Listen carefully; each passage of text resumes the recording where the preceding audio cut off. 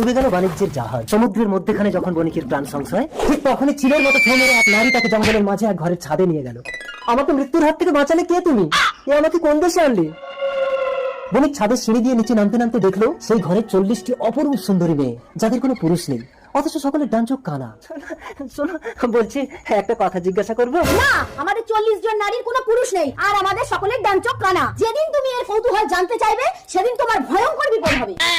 যত সব আজগুবি, ডান চোখ কেন কানা জিজ্ঞাসা করলে নাকি আমার বিপদ হবে। উল্টো দিদি, বলছি তোমাদের সকলের সাবধান, তুমি আমাদের 40 জন নারীর একমাত্র পুরুষ হয়ে সারা জীবন এখানেই থাকো, কিন্তু কখনো জানতে চাও না আমাদের সকলের ডান চোখ কেন কানা। তাহলে বিপদ। কিন্তু আমাকে জানতেই হবে এদের সকলের ডান চোখ কেন কানা।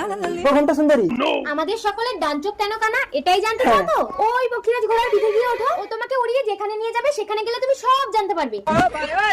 পক্ষীরা উড়িয়ে সেই ছাদটাতেই নিয়ে এলো। নামার সাথে সাথেই পক্ষীরাজ তার ডানার ঝটকা দিয়ে বণিকের ডান চোখটা কানা করে দিল।